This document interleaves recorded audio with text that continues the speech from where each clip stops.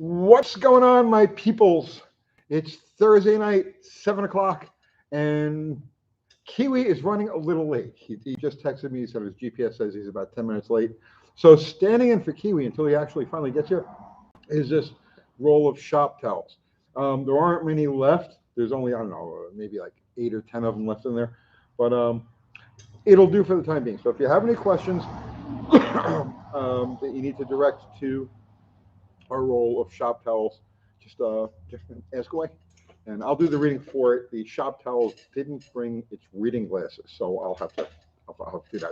Fubar, what's happening, Fubar? Chris Freemesser, what's happening, brother man? Oh God, it's hot in here, right? Like literally, it's like 80,000 degrees. Let's see, stay classy. What's happening? Adam Manmiller, what's happening, brother? Dale Fountain.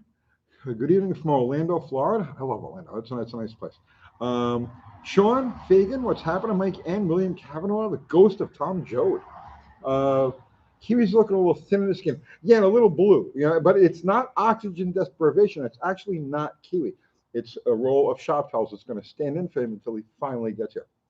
I think he stopped at the pub on the way over. It's one of those things that Kiwis do, right? Right?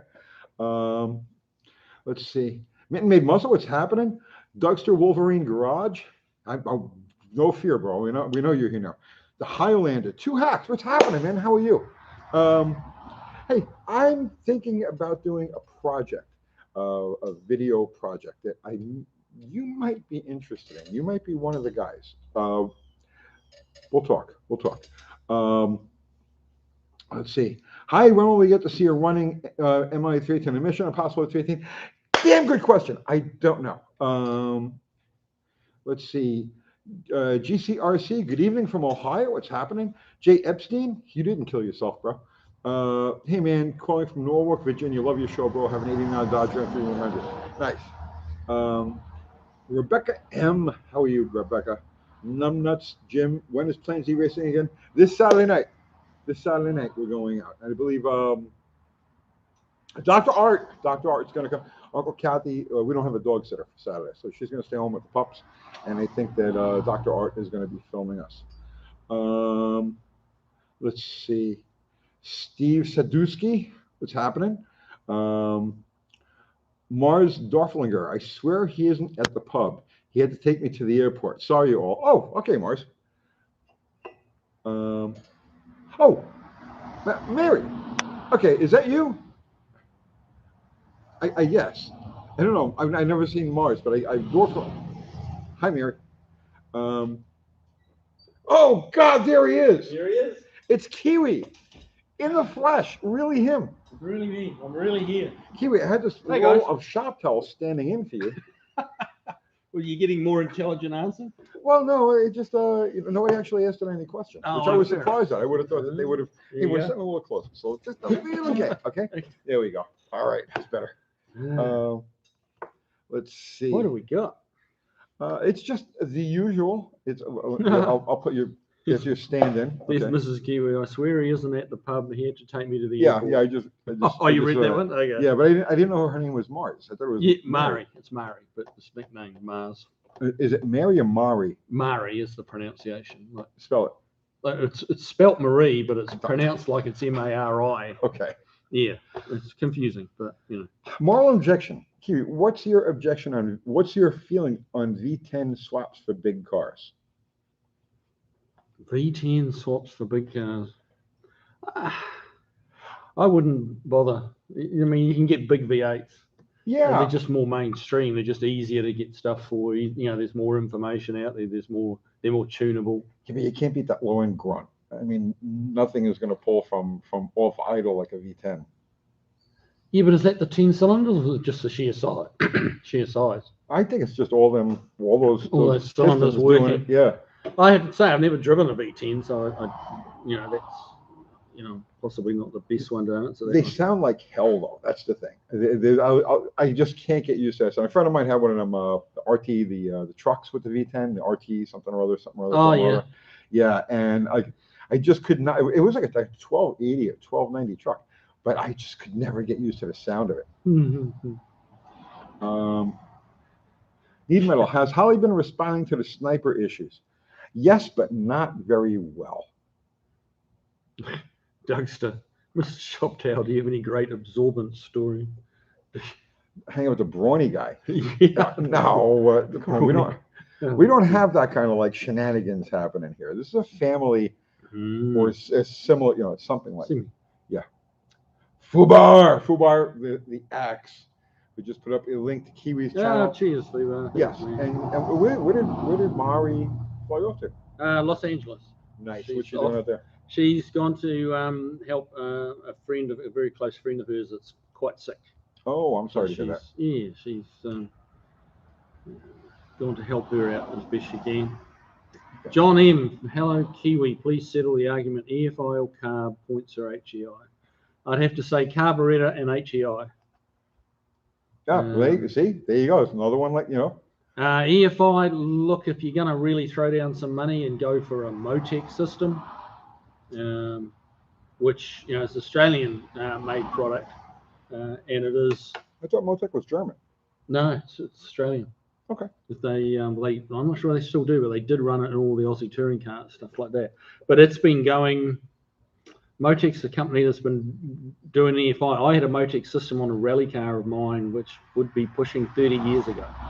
And that's how long they've been doing it, and they have got it right, and it works. And it's. Is it its own system, or is it based on something else? No, it's its own. It's its own system. It doesn't share components or Nope. sensors, nothing or anything else. No. There may be the odd sensor, like an O2 sensor or something that's a Bosch, something like that. But I couldn't say for sure. But yeah, but I mean, a Motec system, I'm taking a guess, it's probably going to be around $6,000, something like that for a Motec. Whereas you got $1,000 for a basic Holly, $3,000 for a fancy Holly, and $6,000 for a Motec. And there's a lot more to the Motec than just twice the price. See, I should have said that in the video that I did today, because the Terminator said, okay, look, I did a video, you know, the debacle, DD Speed Shop. Yeah, I saw the thumbnail for it, but I haven't had a chance to watch it. But I should have, and it was in my mind, but I glossed right past it. I should have said that in some applications, an aftermarket injection system like the Terminator, right? I'm just using that as an example. Like for a full race application, especially you're running boost, you're running nitrous, you need to run all of those systems. You need to balance it. And the laptop tuning, yes, those systems are 100% worth the money, but I don't consider those to be conversion systems. They're not marketed as conversion systems. They're marketed as race products, high performance products, and it's apples and oranges. It's like two completely different things. So I should have thrown that. Maybe I'll do a separate video on that. But for me, the Holly Sniper, it's too cheap. Like for $1,000, or if that's what they still are, but I know they launched them at like $9.95. Yeah, that's not enough money for a clever system. It's just not, you know. And well, it's because they use a lot of parts, off the shelf parts, like all of the sensors or General Motors, and you know, relatively cheap stuff. So you're really paying for the processor and the castings. Yeah. You know. But then nothing from Holly is ever cheap. You know, you go to buy an O-ring for a needle and seat valve, it's like $16. You know what I'm saying? Right.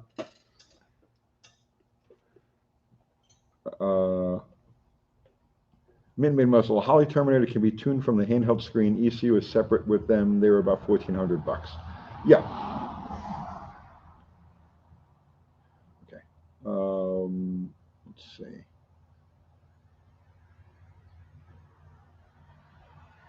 Okay, you need to drive with the laptop on the front passenger seat so you can see when you get the message, warning, danger to the manifold. So people have said that. I don't know what that is. What is this danger to the manifold thing? That keeps coming up. Is there an actual danger that happens to the manifold? Overboost? I have no idea. I mean, there's a lot of cars now with plastic intake manifolds. Yeah, I guess if you overboost it. Yeah.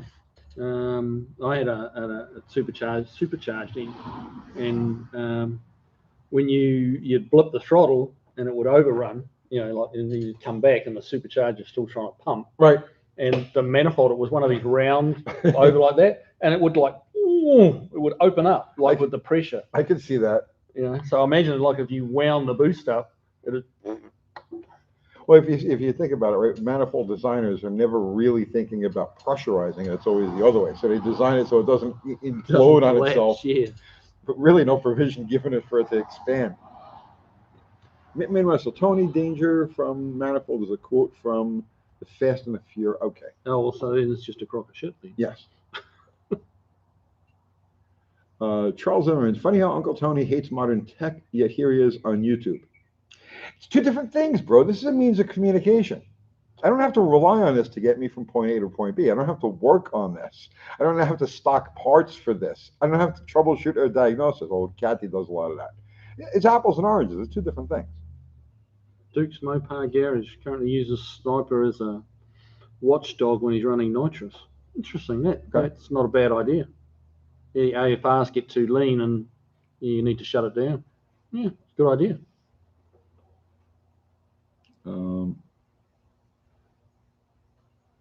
Let's see. Dan Light Linke. If down on new sniper systems, what think of old Corvette fuel injection or E85 carb? Well, which Corvette fuel injection? Because the mechanical setups from the late 50s, the early 60s, they were great. There was a problem with the oh God, what was it now? There was, and I don't remember what it was. So that was a mechanical injection. It was a mechanical injection. Yeah. The Rochester. There was like a tuning issue that happened. It had like a barrow sensor. I don't remember exactly. This is years and years ago. I looked into that stuff. But they were great. And then they went to the Crossfire. Oh God, the Crossfire engine. Remember the Crossfire? Well, that was before the TPI, right? Remember the Crossfire? Yes. It looked cooler than hell. It did, right? yeah. It looked just like the old Z28 cross ram, but they were terrible. And then they went to the TPI, and the TPI was awesome. I drag tested a bunch of cars with TPIs. A lot of 13-second ETs out of those cars. And back when that actually meant something. You know what I mean? Right. Now it's nothing. But in the 80s, anything from the factory that can run in the 13s was like mind-blowing. So, did you have a stroke? What are you talking Oh, about? no, you're just like, I'm just reading this. I always worry about you. Yeah. I've had a rough day. Yeah, what happened? Do you want to talk about that or no? No, it was just one of those forgettable days. Okay. Yeah. We had some drama and some excitement at the shop today, but it's probably just. And I wasn't involved. No. I feel left out.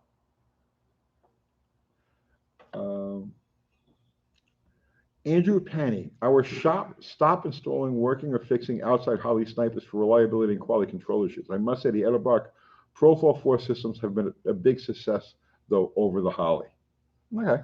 I think the thing is, Holley sells so many of them, I believe, over all of the other manufacturers. I think Holley sells like 10 snipers for all of the other ones individual combined. So that's the one that gets the notoriety. And the Phytech, I don't know, people had problems with the Phytech. Phytech, yeah. Yeah. I believe that company's just about gone. Mm-hmm. Eugenio Brianti, why do people insist on MSD distributors when a factory HEI is perfectly fine? That's the best question that has ever appeared on the internet. Right.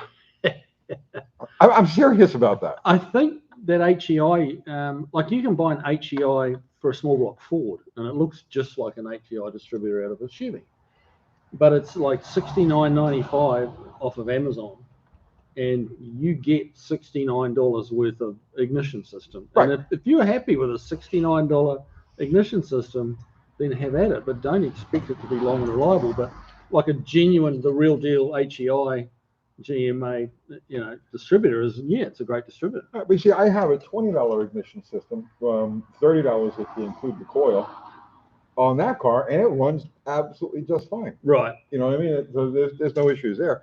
But that's old analog stuff. I always wonder that when I see an aftermarket HEI, all I see is failure. I know this thing is going to shit the bed. It's usually the module just goes away. But there's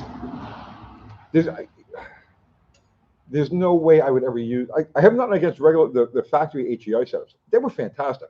The backwards rotation ones, I believe it was the Oldsmobiles, whichever ones were backwards rotation, they had an issue with the wires pulling out. It was always the little green wire that would pull out, You know what I'm talking about, right?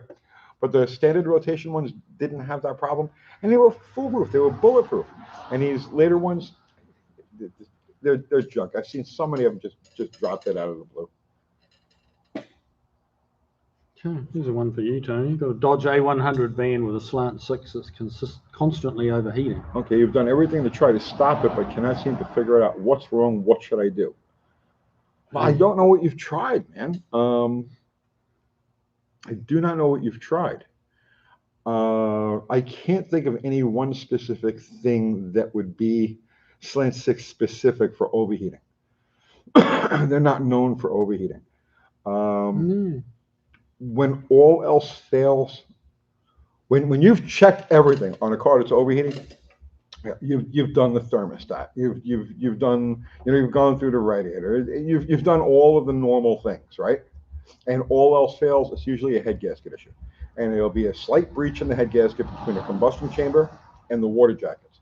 So it's not enough, it's not a big enough break in the gasket for water to make its way into the combustion chamber, but it's plenty for pressure and gases to make it from the cylinder into the water jacket. And they usually push water out when they're doing that, don't they? It's been my experience. Yeah, it'll push water out. When it gets really bad, it'll push water out. Yeah. But when it's minor, this is something I used to come across often back in the day, especially with the Fords, the Ford V6s, the ones that they put in like the T-Birds and the put front to back and the T-Birds, put it sideways in the Tauruses. Right. Those things, the telltale with those was you'd smell it. You take the radiator cap off and you can actually smell the exhaust. Yep. And that was a common thing. They would overheat out of the blue like that. It would drive people crazy. They do the shotgun approach to getting it to cool off. Nothing worked. And it was always that little break. And it was always on the, if the engine's front to back, like in a T-Bird, okay, it was always the passenger side front cylinder or the driver's side back cylinder. The ones that would mirror each other. You're right.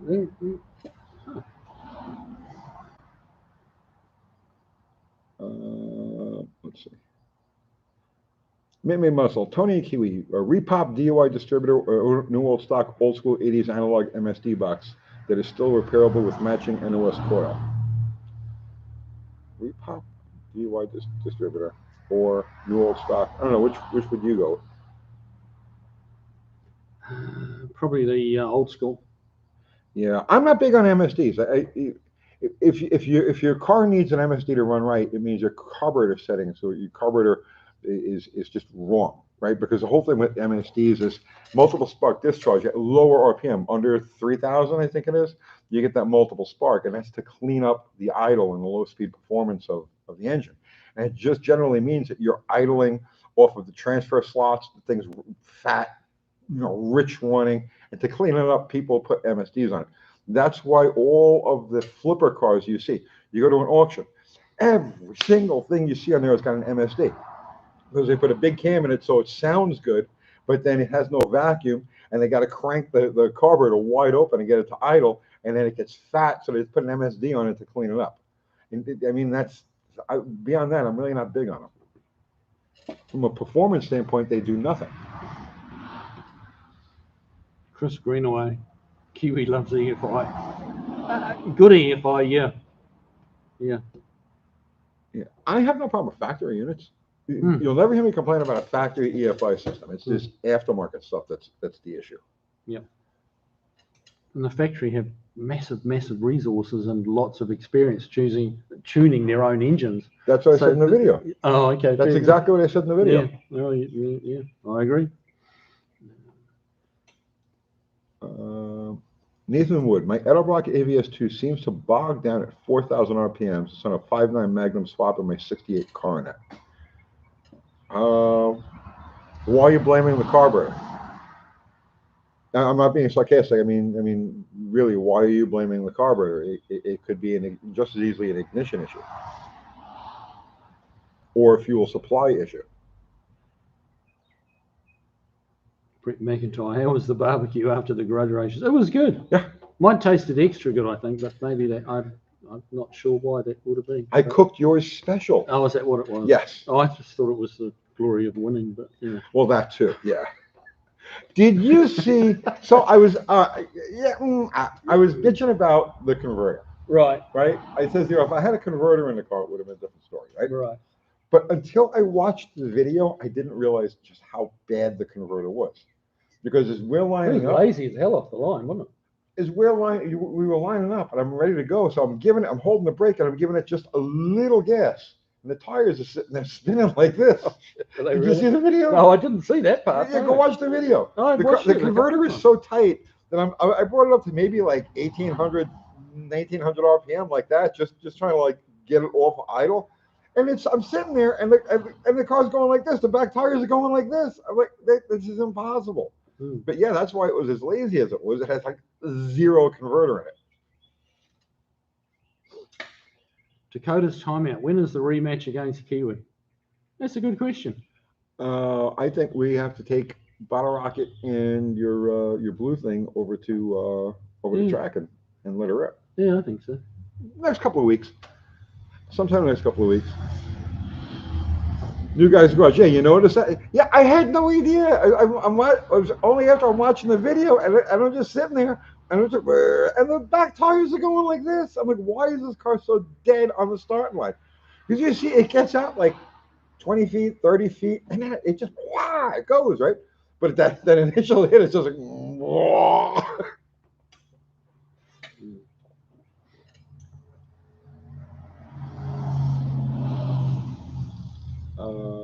let's see.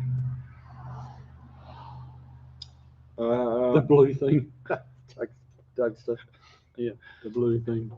Ice drinking outdoors. Ice drinking outdoors. Have either of you had experience with an aluminum block slant 6? I have not. I didn't even know there was an aluminum block slant 6. He has Someone not making either. it. No, that's fair to Neither say. of us. No, I didn't know it existed. So, yeah. 1960 and 1961. They built 50,000 of them. Really? Yeah.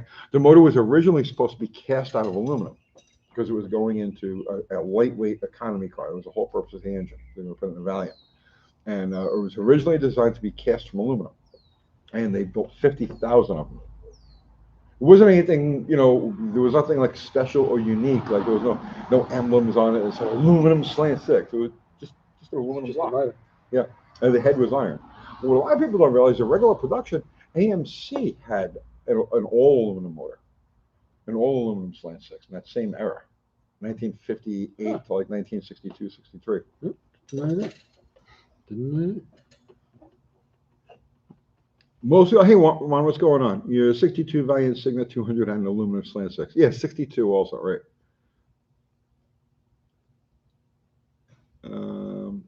Techno City, I ran over a squirrel at 100 miles an hour and 100 plus miles an hour, and its head popped off. Did you have you ever run over a squirrel at high speeds? No, I haven't. I had a turkey at high speed. What happened with that? It exploded. Yeah. Yeah. Literally. We were doing a rally, and we were heading for the finish line, right. Like a long straight, and this turkey, just like a big turkey, ran across the road, bent the front fender and everything up. Like we're probably doing about 105, I would say, to kid, but it just exploded, and the people at the finish line said, "How many turkeys did you hit?" Because it just went that way and that way, like there was blood and guts everywhere. I hate the very thought of an animal getting hurt. It bothers me. I'm Seriously, it did not feel it. Right, exactly. I was just going to say, but when it's just like, and it explodes, it's like they never knew it was coming. It's fine. The last thing through its mind was its backside. that was such in poor taste.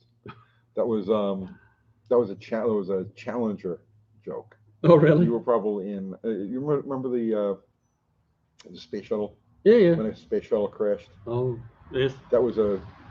Let's not even go to this. It's in very poor taste.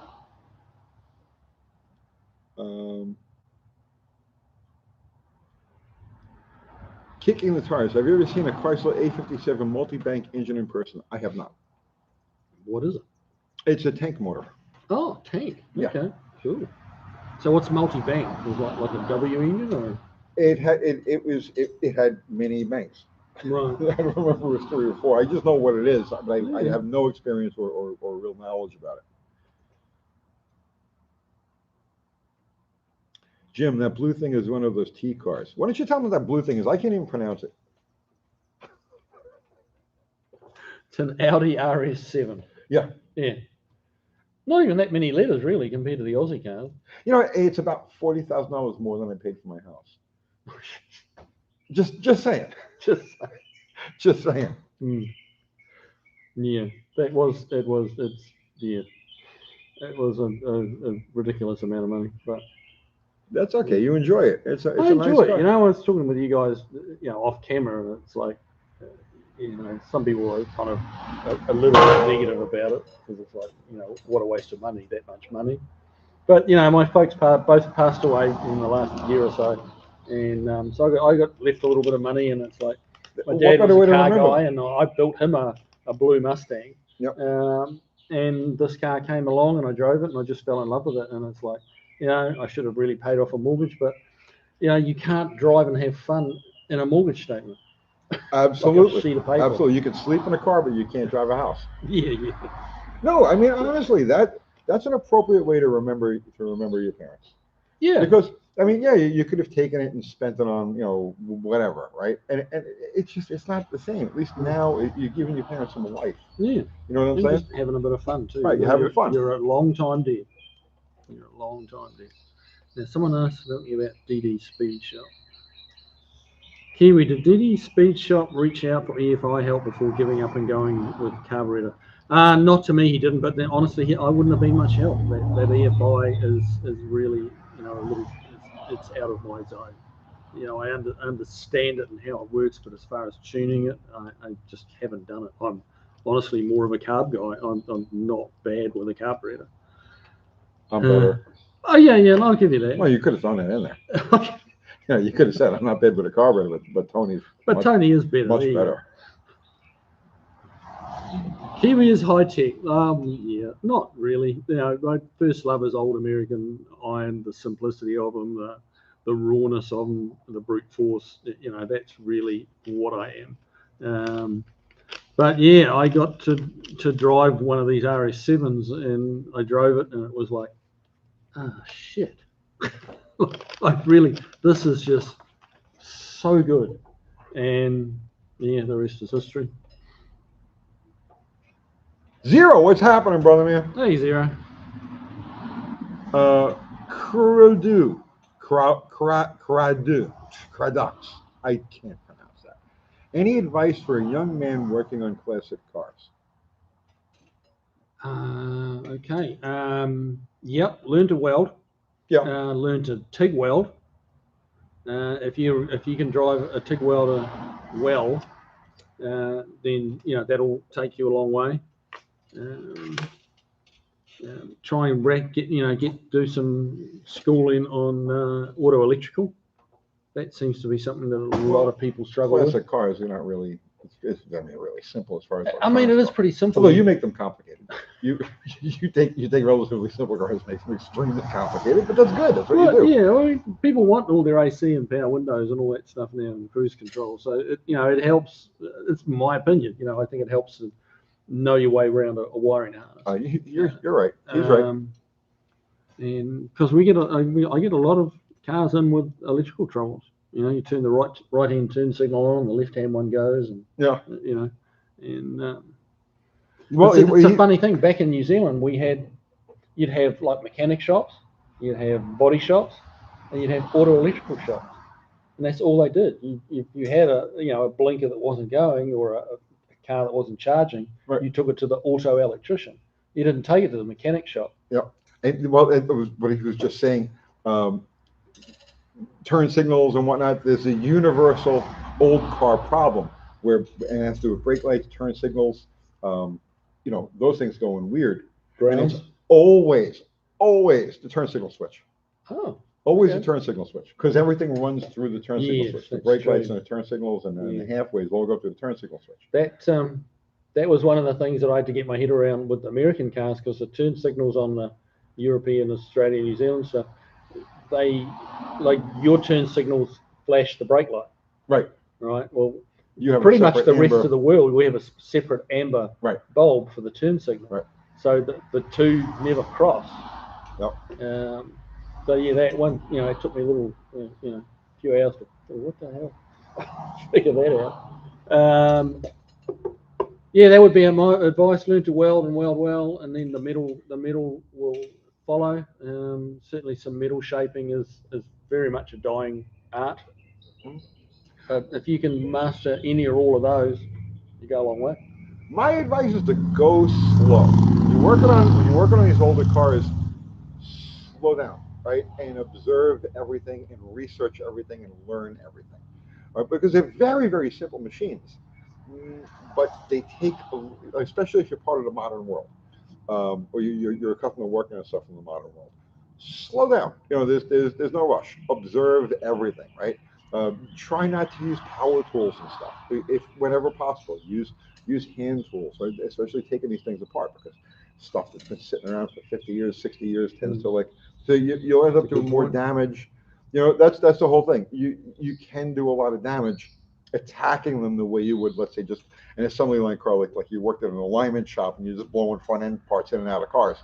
You start to treat the older cars like that, you're going to create issues. So go slow and research and learn everything. And that's part of the fun of it. You know what I'm saying? You know, you're working on a particular part of a particular car, and it's kind of neat to know the history of it, how it evolved, and that's a big part of what this channel is. It's just, you know, how things evolve, how this came to be, and then what came after it. So I would say immerse yourself in as much of that as possible, you know, to really become proficient at it. That's good advice. Mike Jones, just curious if the Cougar you're customizing is based loosely on the Elgato concept car. No, we actually had the roof. That idea just came to me. You know, putting the 69 roof on instead of, you know, following what most of the renderings and the ones that have been done. You know, they tend to put the 67 roof on the 67 Mustang. I just thought the 69 was going to be a better option. I had a picture in my head, and it worked out. And I saw the Elgato, which was kind of cool. I've never seen it. Yeah, you should Google it one day. What's it called? Elgato. Elgato, like GATO. And it was a concept car. It's a little wilder than the one I'm doing, but yeah. So no, that idea, was not copied from them. That was purely by accident. It was just an idea I had in my head. Cougar. Yeah. Okay, images. But yeah, I mean, anyone that's interested in that Cougar, have a look at that Elgato. It's pretty cool. Oh yeah, I'm gonna. How do we do this rotate thing here? Auto rotate. Oh, come on. Rotate. That is actually pretty slick looking. It's there's a lot of Torino in that. There's a lot of like 73 There's a lot of Starsky and Hutch Torino in that. It's quite a neat sort of roof chop on it. It's quite a low windshield. Yeah, that's neat. I watched a video the other day on a car called The Beast. Have you ever seen that? The Beast of Touring. Have you ever seen The Beast of Touring? No, this was the Touring. It's a fiberglass body car made in England with a I saw that. 23-litre Spitfire engine. Yeah, and I saw a drive on it. It really didn't look all that impressive. No. Right? No. But have you ever seen The Beast of Touring? No. Dude. Sounds like a movie. Talk to them for a couple of minutes. Okay. I'm going to show you. You got me all to yourself while he was trying to. Yeah, I got to find this. I got to show him this. You guys, if you've never seen The Beast of Touring, just Google this thing, and what you want to see is the video of it starting. Okay, Brett McIntyre, Kiwi. How do you weld body panels and avoid warping? TIG, where possible. Well, I mean, it's always possible to TIG. I use a mixture of MIG and TIG, and if you are using a MIG, you just got to go really slow at it and let it cool down. Do a little bit of welding, move over and do something else, come back to it. Here it is. And let it cool off. The MIG does want to shrink. So, be wary of doing, like if you've got to put a patch panel in and it's got to be welded around the whole perimeter, Amiga's not the way to go. It will pull in, and you'll end up with a hump. Your patch will turn into like a little bubble. But yeah, TIG welding is better. It's a little slower, unless you're super. I've seen a couple of guys that can TIG at like warp 9. It's quite amazing to watch. Watch this. Watch this. I'm just not that good. I got to start this thing by hand. Yeah, it's a hand crank. Now watch this. Watch. He pulls the crank, steps back, and then it starts. Good Lord. It's like 1,000 and something 4-cylinder cubic inch. Right. 1,000 and something cubic inch 4-cylinder. But that part, the starting of it, this never ever gets old, man. He was like desperate to break his arm, wasn't he? Like if that thing backfires, it's like look. He pulls it and then he steps back and boom, it goes. All right, wait. I don't know if you're gonna really see this, but I gotta show you guys this because this is the best thing I've ever seen. Okay. So watch. He pulls. He's yanking up on the crank. He's pulling up on the crank, trying to get this thing to go right. So he gives it one good tuck, steps back, and bang, the thing starts. It's just pure awesomeness. Yeah, that's crazy. That's cool. Eugenio 68, 69 Torino's are nice looking. Yes, they are. I had a 69 back when I was a young one, a 428. It was pretty cool.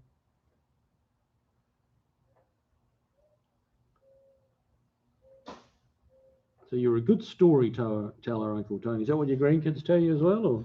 No, they just think I'm nuts. Well, okay. I'm always screaming. That's not just the grandkids though that think you're nuts. I like to think I'm memorable. Memorable, that's right. Do you apply the same scripting in your videos as you would writing an article? I never script anything. Everything I do on this, like the first 3 videos, I wrote like notes, so I wouldn't forget because I'm autistic, right? So the first couple of videos I wrote notes and I would go from there, but we never script anything. Everything I do on this channel is completely off my head, off the top of my head, which is a problem because I make a lot of mistakes because I do it just off the top of my head, but I don't care. People tell me I'm wrong and I figure it out. Tavo's Garage. Mick was way out of my reach in the early days. I used to do panel work with a stick. You, sir, can weld. Anyone that can weld panel with a stick welder, they're a good welder. Now, I do oxyacetylene on panels. Yeah. He knocks me for using the and for good reason because it's bad, right? He knocks me for using the flux core, but I oxyacetylene weld sheet metal, and I think I do a pretty damn good job. Oh yeah, I mean that's how it used to always be done. And when you get good at it, you can really move along quite fast. And what I found is the trick to doing good gas welding on panels is to not have them too close to each other. Right. Let the fire go between the panels. Okay. You see what I'm saying? You leave yourself a little bit of a gap. Yep. And you bring your tip, very, very narrow tip, and you bring it in, and so you're feeding the hottest part of the fire on your filler metal and through the gap, and you close the gap that way. Okay. Sounds feasible. And you obviously have to keep your wet towel handy at all times. Yeah. You go a quarter of an inch or so, and you cool it down again. Keep it all cool.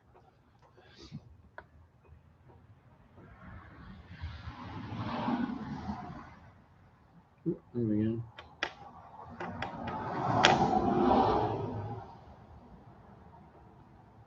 Johnny C. used to hand crank diesel generator, cranking while flipping the cylinders on. Okay. It was called a humdinger. I bet it was. But the thing about that video of this thing starting, right, is there's this huge gap. He just boom, and then he steps back and stands up, and then the engine starts. And for the life of me, I don't know how that happens. Paul Bruno, yes, that's good advice. Hand cranking an engine, that's a good way to break fingers and wrists. And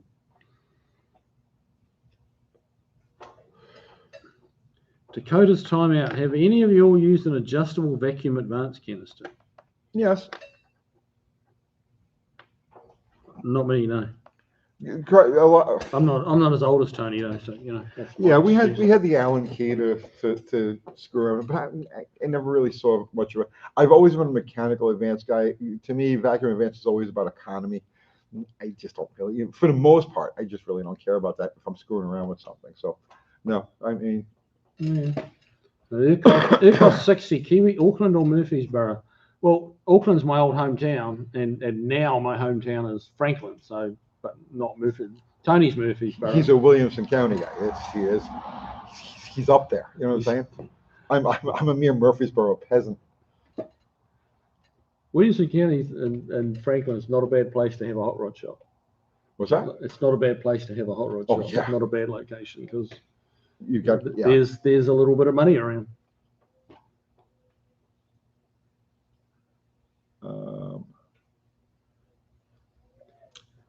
David Reed, I still have a dwell meter. Love it. I use it all the time. Richard, hi guys. What was the best quarter mile time with Bottle Rocket? Bottle Rocket has never been to a quarter mile track. She's only been to 8th mile track so far. The best number it's put up was against Andy. It went at 767, but that was on an uphill track that's known to be 2/10 slower than a normal track, and it spun the tires for 80 or 100 feet. So I can't really judge that, but I have enough to smoke his expensive Audi thing for sure. So what did you do? 769. 767. 767. Yeah. And you reckon you can go quicker than that? Well, on a level track, that 767 would have been a 747. And if I didn't spin the tires all the way through, or Right. 80 feet or thereabouts, Mm-hmm. and it spun the tires and headed for the center line. So, and it had a lot more squeeze I could have thrown at it. Yeah. Nitro? Yeah. Not Nitrous. Nitrous. Sorry. That was only 150 shot. Right. What have you got? Oh, I can go 300 on it. Good Lord. Yeah. Will it go for an 8th of a mile with that much in it? Oh, sure, Yeah. yeah. Okay. I'm probably in trouble then. I got to get it to bite. Well, yeah, true. Well, we to be fair now, we ran that race on an ice cold track. We were like the third pair of cars down the track, so it was slippery. You know, a glued surface needs to be run in a little bit before it actually grabs. Right. Yeah, I mean, I prefer to have a drag race on a wet track, but that's just me. You'd what? I'd rather do the drag race with you on a wet track. Oh, because your expensive Audi thing is able to do stuff in Yeah, there. Yeah, I can't do that. Scott, drive it all 4 corners. Yeah, I lost. You lost. Yeah, I lost. That's why I want to do it that way.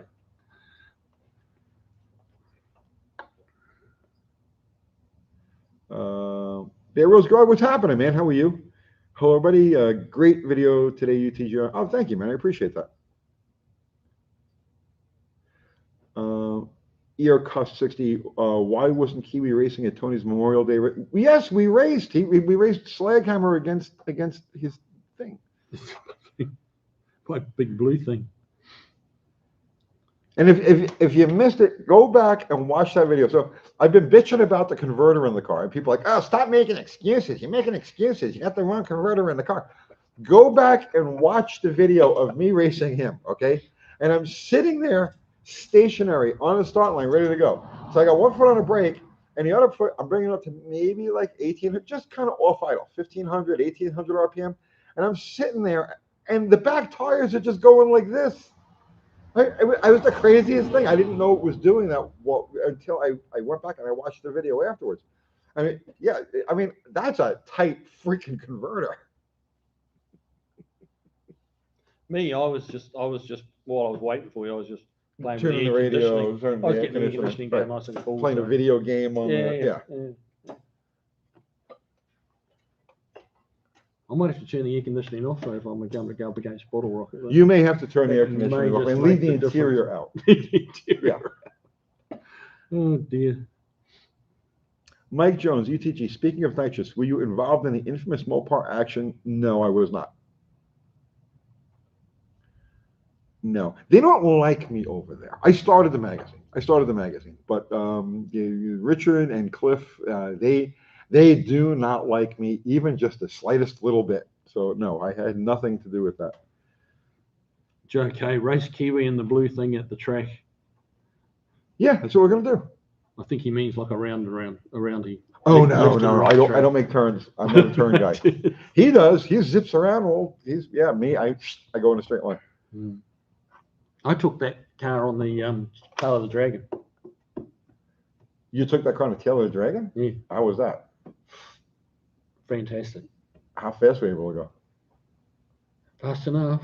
319 turns in what is it? 11 Yeah, miles? like 11 miles. Yeah. Yeah. Yeah. I've never I was been. actually getting. We went up and down it three times on the day, Right. and my arms were getting tired. I have never been. It's an awesome bit of road. I have. I gave my kid. I got a back there. I have it's the silliest little bike. It's a 250 Virago, right? It's a Yamaha. It's an XV 250. Mm-hmm. It's like the ultimate like econo cheap bike, but it's fun. It's funner than fun, and I take it out like almost. It's become a routine now for the last couple of days. In the morning, I take it out just to get myself going, right?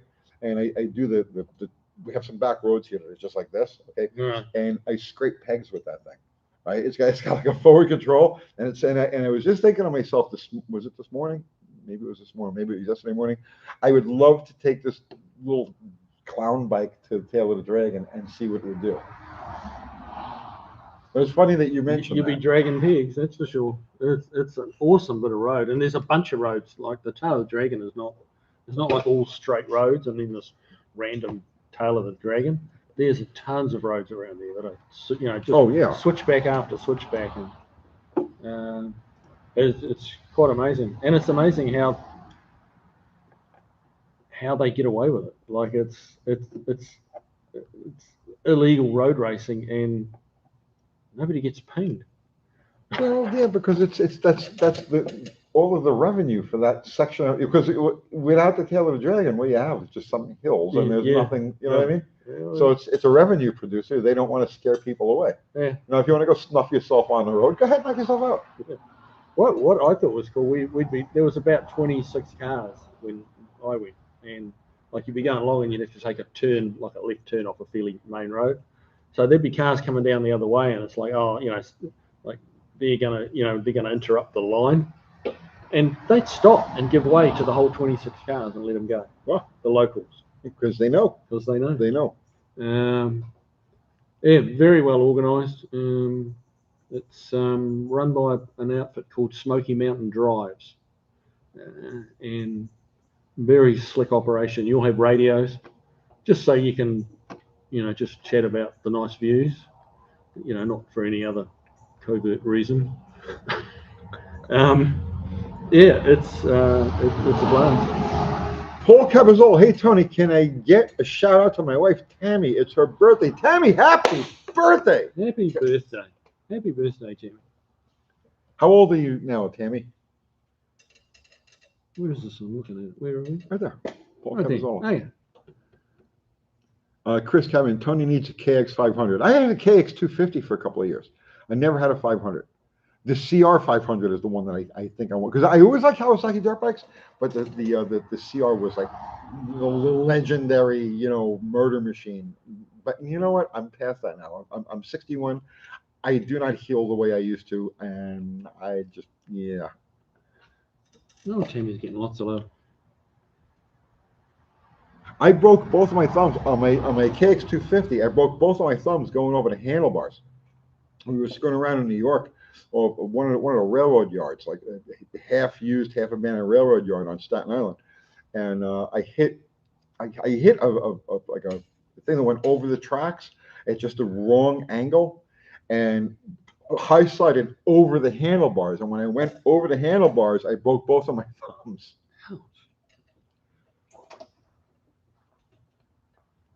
So I just saw one. Which was, somebody asked, which was the best model mopar? I've lost it there.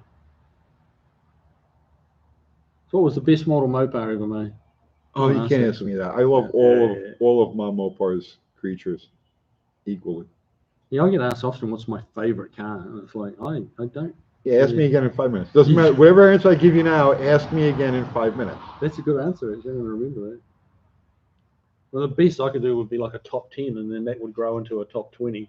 Even then, you have to ask me again, Yeah, yeah. you know, because I'm that way. It's like, Yeah. you know, I'll see a '56 Roadmaster and just be like, oh God, that's gorgeous, right? Yeah, yeah. And then, you know what I mean? Then you show me a postal mail truck, and I'm like, Mm. oh, look at that thing. It's got just the right. So yeah, that's what happens when you're a real car freak. It's just like you find something about everything that you love. I'd have to say probably my favorite grouping would be like the late 50s Mopars. Yeah, the Virgil Yeah, with the big wings and the like outrageous headlights and grills and. Well, there's pre-heart attack Virgil, and then there's post-heart attack Virgil. Okay. So pre-heart attack Virgil was the forward look, sweeping lines like the DeSoto was with. Oh God, that's so beautiful. Yeah. 50, 59 so. Yeah. Fire sweeps and stuff like that. Yeah, the fire Didn't sweep. they always have cool names though, like a Yeah. fire sweep? Like. Yeah, just beautiful. I mean, that's got so much more character than a Bel Air. A fire sweep with a fire dome. Yeah, yeah. Right. Yeah. But then you have post-heart attack Virgil, and that's where you get the 62 B bodies that are just weird from every angle. They were like pre-heart attack.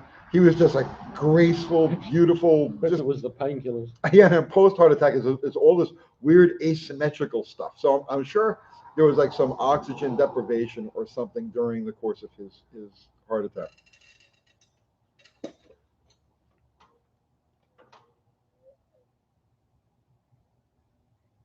Here in the UK, the KX500 was the daddy.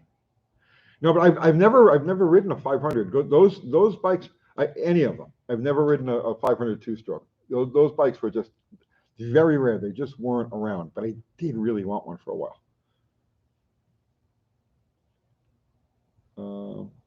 What do you think the weight of a 71 Dart could be after removing the interior? How much of the interior?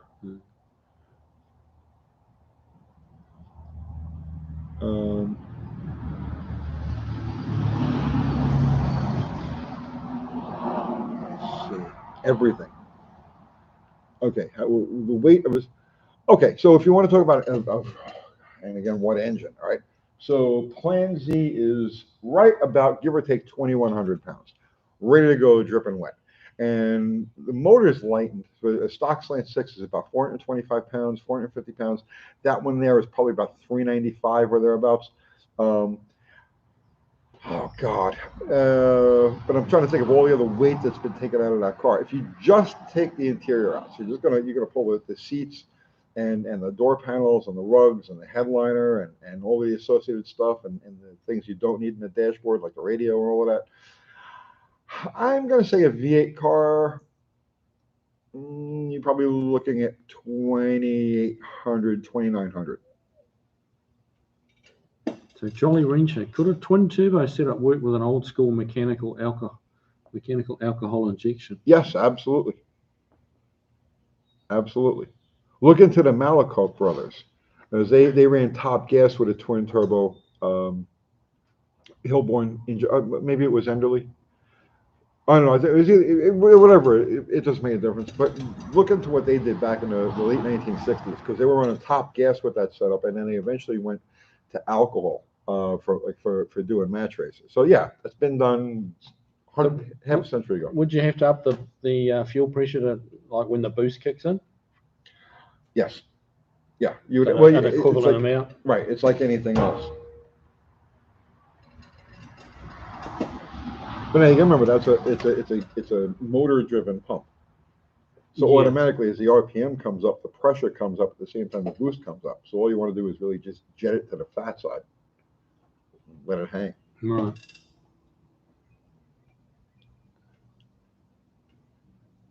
Jim, I love my 71 Sporty. However, I still have dreams riding my Yamaha RD350 or RD49. Yeah, I had an R5, I had a couple of R5s.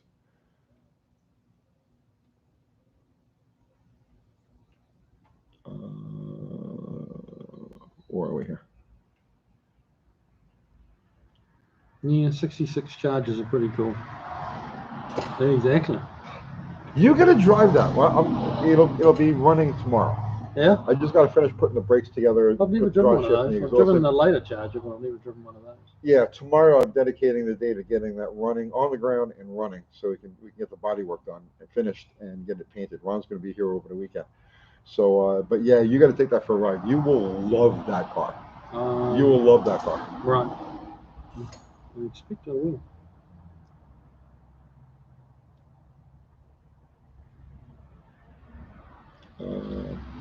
Dr. Art, what's happening, Dr. Art? How are you, my brother? Hey man, how you doing?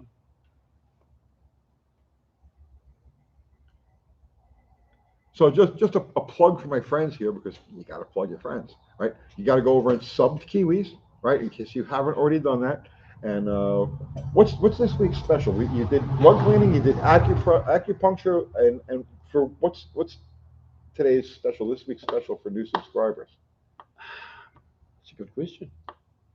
I really rely on you to sort of come out with these wild ideas, but Wild. yeah, I try to you keep could them- get a guided tour of my workshop if you subscribe. Do you hear that? Do There you you hear go. that? If you subscribe, he will take you, he will fly you to wherever you are, to Franklin, Tennessee. He'll pick you up at Nashville International Airport, which is only about what, half hour from your shop? It's about a half hour shop. He will pick you up at the Nashville International thing, right? Drive you to his shop, give you the guided tour of his shop, make you the lunch crepes. He'll make them crepes. He'll make you crepes, and then fly you back to wherever you come from. And all you have to do is be the 50th new subscriber. What are we? Is that a good deal? That would be an exceptionally good deal. Right? Can you imagine? Yeah. Do it. Do it. I want to know what I'm going to have to put up for my 100,000 subscriber. Right? Right. Hi, Zero just put up a link. So if you're the 50th sub, he flies you in and makes you crepes. And I'm not even really sure what a crepe is, but A very thin pancake. see, he knows everything, and he will make this for you. And also, Dr. Art's Hot Rod Rehab. Go over there and sub to Dr. Art. We got to get Dr. Art's got some. We got to get him some traction. He needs subs because he needs to generate some money, because he needs to put a real motor, a real electric motor with some real batteries on that go-kart, so we can actually have a race. Dude, I so thought you were sandbagging me when you told me, oh no, it was really not fast, and then you were like, and then you just randomly call out, you know, you don't have how fast my mini bike is. So right away I'm saying to myself, Dr. Art is trying to sandbag the old sandbagger, okay? So I was like ready, you know what I mean? And I couldn't believe how far I just rode right out of your life. I think at about the halfway mark of the race, I was actually pulling you along with the suction. You know, like I punched a hole in the atmosphere and you followed through. So yeah, get over there and sub to Dr. Art so we can have a real race. I think somebody asked us if we're doing any more collaborations with Possum Hollow Garage. Oh yeah, Possum. How are my friends over at Possum Hollow Garage doing? No idea. No idea. They love you. They love me, right? I don't think so. No. Holly is going to send a hit squad out for me, I think so. How to win friends and influence people. I'm not suicidal. Tony DeBeo. I am not suicidal.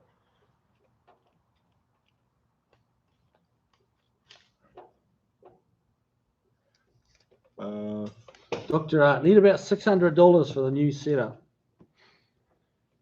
All right. Tony will sponsor you there. He's got lots of money. Well, he's a YouTube megastar. You're the one with the you driving and you live in. Please, I'm a humble YouTuber. Mm. All right, look at this. Johnny C just subbed to Dr. Art. Everybody, yeah, get over there and give him a sub and all that. We got to build that channel up.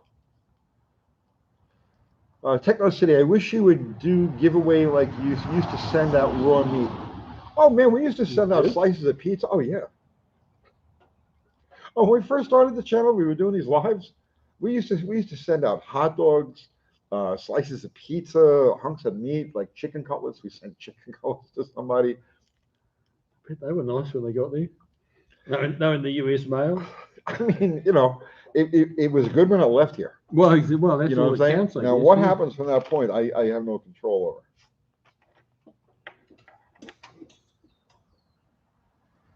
over. Okay. Drum? No, Zero. Customs and cabinet work.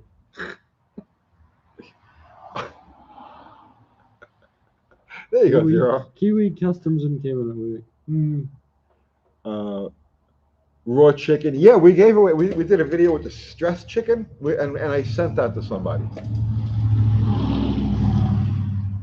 Chris Greenaway. Tony, what was the point of the six-pack on the 71 Demon? When a four-barrel properly tuned was better. It wasn't properly better. Have you ever driven a 346 pack? The 6-pack setup and the 340 go hand in hand, right? And there is no 4-barrel on a planet that will give you that lunge at about 3,000, 3,500 RPM. It's just magic. Okay, it may not create the ETs, but the feel, the seat of the pants feel, and the if you're looking for the muscle car experience, oh boy, there's nothing that gives you that better than a well-tuned 6-pack setup.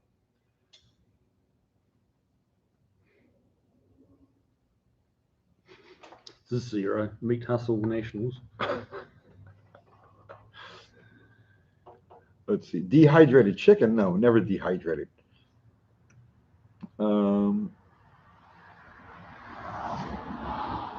Credu 78 Charger SE is pretty badass.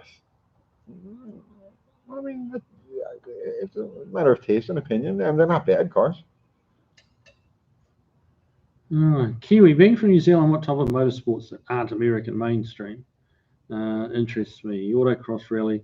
Rally, absolutely. Did that for a lot of years. Autocross, I'm not that big on. It's kind of too short and too slow for me. But yeah, circuit racing, rallying, stuff like the Targa rallies is a lot of fun. Yeah, turning left and right, and preferably with lots of opposite lock on. That's what floats my boat. I go straight for short distances, and the rest of the time I drive like a grandma. Urcos 60 monster trucks. No, in New Zealand, no, I don't. Actually, no. To be fair, I'm not sure whether they've ever travelled down to New Zealand or not. The monster truck. Are you talking about like the pro leagues of monster trucks that we get on TV here, or are you talking like just homemade, super big trucks for the street? I'm not sure which you're inquiring on. Some of the jacked up trucks I see here that drive around the streets would be a no-go in New Zealand. But yeah. Kiwi's cabinet and catfish. And also custom. Nice. Zero's on a roll. Zero's always on a roll. Well, yeah. Zero is really, he's the power behind all. He's the spiritual power behind. I see. Yeah, UTG. I see. He's everywhere and nowhere all at the same time. The Highland Australian V8 supercars, yes. I mean, I've never driven that, so that's not something I would ever be in that league of. But if you know Australian supercars, you'll know Shane Van Gisbergen, and I co-drove a couple of times for his dad, Robert Van Gisbergen, and his dad is every bit as fast, well, maybe not quite, but extremely close to as fast as Shane, and an absolute lunatic, like just scare the bejesus off you. I remember being like looking up at, we were down the bank, we were looking up at the road, we were a car length off the road, like through the grass and stuff, and he just hooked another gear and kept on it, and eventually we popped up back on the road, and yeah, carried on down the hill. It was like, and I'm like, fuck. His mom gave me a pedicure and it made me strudel. It's a small world. It's a small world, It's a Kiwi. small world. The Kiwi can't. This is Ghost of Tom Joad. The name of the rally that Eric Barner destroyed his Falcon. That was the Target Tasmania, which is not like, it's mainly on tarmac or blacktop asphalt, and some of the stages are faster than others. But yeah, he messed up that Falcon pretty bad. That was a nice car too. Fewer sheep in Tennessee than New Zealand? Yes, a lot less. Yes, it does get lonely sometimes. FX2 Mark 7. Tony, what's the most time spent on a single item to make it lighter? The block in Plan Z. I've had that thing kicking around for like a couple of years now, the block, and I kept it like by like the dirty, wherever I happen to be, there's always like a catch-all dirty area where you do your grinding and cutting and stuff like that. And I always kept the block there. And whenever I would just, yeah, I'd have nothing to do or a couple of minutes, I would go and grind something off the block. And like if you would combine all of the time that I've put in the, like I never spent more than like, let's say 10 minutes, 15 minutes at a clip edit. But if you were to combine all of the time I spent taking weight out of that block, I mean, there's probably 10 hours. And I didn't, the funny thing too is I never actually weighed the block. I never put it on a scale. I should have, but it was light enough when I was done. You get light enough, you can just pick it up and carry it around. And when you tap on it, it sounds like a Coke can.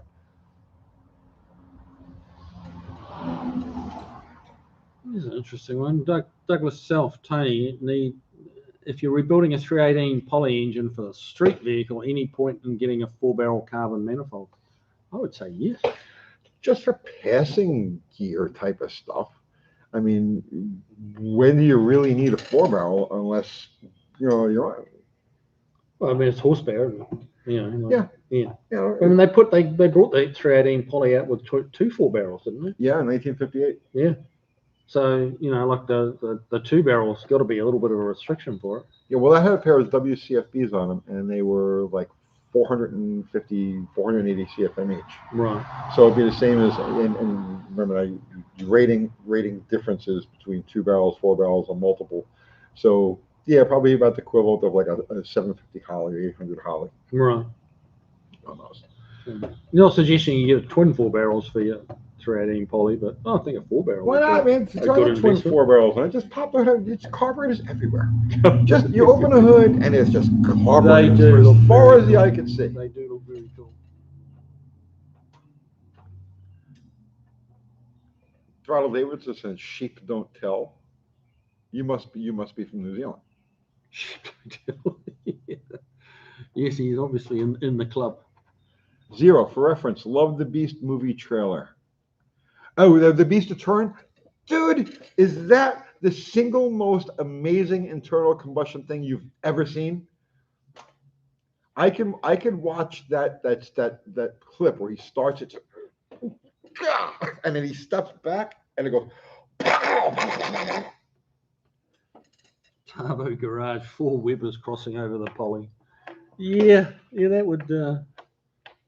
would test even the great UTG on tuning. That would. Joe in Michigan, UTG just watched your episode. Well, thank you. Was it good? David Reed, more warriors, less sheep.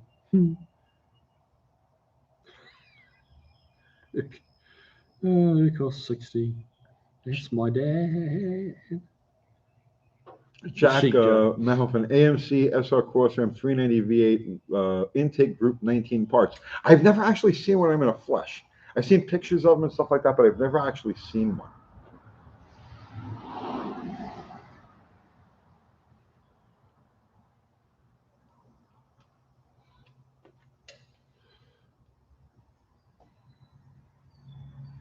New Guy's Garage. I'm currently honing out a 750 main body, just the bottom, out to fit an 850 base plate and notching the idle circuit.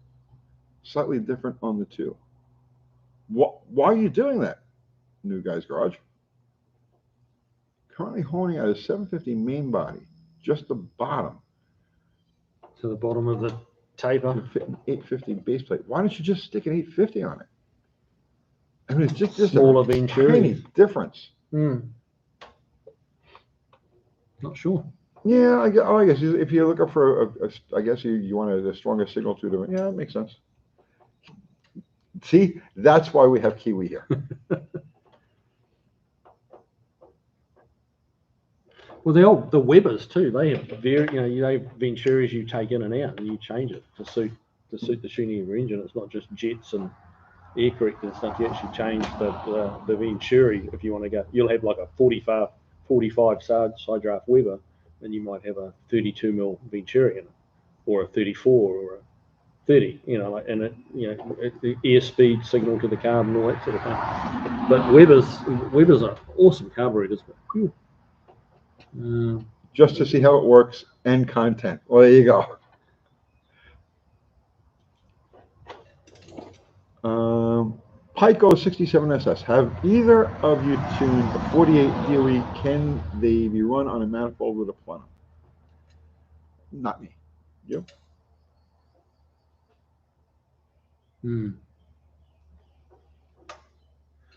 I'm going to say no. Sorry, I have to find the comment and read it. Yeah. No, they're not happy in a plenum. They need their own Individual signal from the cylinder that they're feeding, and like they just don't work well in a they don't share well. They don't share a plenum well. Well, yeah. It would always be fat. Yeah. Right, because the needle would always be out on a plenum, so it doesn't give it a chance to actually cycle. No. It just it's not a happy setup. I wouldn't do that if I were you. You'll see when they put 4 Webers on, like it's the reason they put 4 is you've got 8 chokes and 8 cylinders, so each part of the carburetor is getting its own signal. Jonathan Couchy, so Tony, what would cause the secondaries to not open on a quadrijet? Secondary linkage is hooked up. Could the air doors be too tight? Well, the air door has nothing to do with the actual throttle blades. So it's engaging. It's a spring-loaded secondary. It's not a direct linkage to the well, it is a direct linkage, but it's through a spring. So possible gasket overhang, possible throttle blades stuck in the bore. The throttle stop is not set correctly. But the air door wouldn't have anything to do with that. The air door is operated by air flowing through the secondary throttle blades. So it's like you have to have the throttle blades open first. And it could just be something as simple as the throttle shaft is stuck in the body. Take it off and operate it manually and see what happens. I had a Edelbrock come in on a car one day, and the little door, up the top. On ABS? Yeah, was missing. Oh, they just left that out. Bog City. Yeah, a little bit. Yeah. Why do flames come out when I step on the gas? Yeah. Oh, it just amazes me that somebody like pulled that carburetor apart and thought, we don't need to put these back. Kiwi, you ever built a car with a giant blower that's taller than the roof of the car? No, I have not. You need to do that now. That's your next mission, bro. Let's get a supercharger off like a submarine or something, and stick it on something that you have. Something wild, something crazy, like a giant screw blower. You know what I mean? And just, right? It takes 800 horsepower to drive it. Yeah, but it's okay. It makes 300 pounds of boost, so it's like it doesn't matter.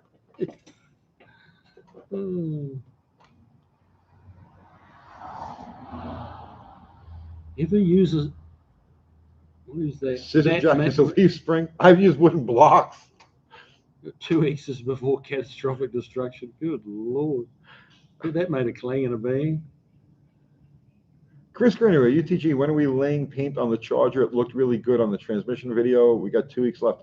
Yeah, tomorrow, come hell or high water, that car's hitting the. I gotta finish the front brakes, throw the drive shaft in it, and that car's ready to go. So come hell or high water, that thing's hitting the ground running tomorrow, and then Ron is supposed to be here tomorrow night and like Saturday, so it won't be long.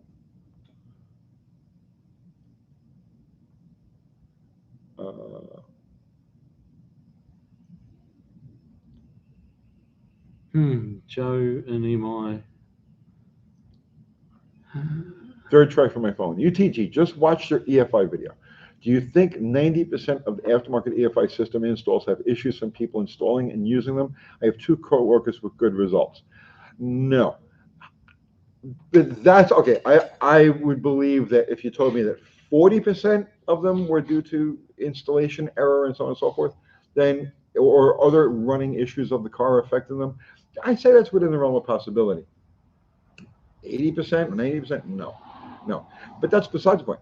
If you're going to offer a universal kit, a universal conversion setup, it has to be able to compensate for all of the typical issues that somebody's going to run across. It's not sold. Some people have good luck with them. Some people have luck with better brand, better brands. Some people have luck with some brands and no luck with other brands.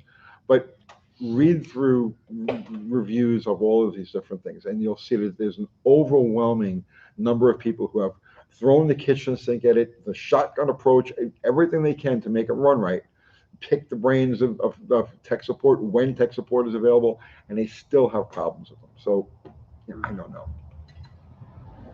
Kiwi, have you ever cleaned parts in the laundry room? Look to the guy on your left. I blew up my laundry room. You blew it up. I blew up my laundry room.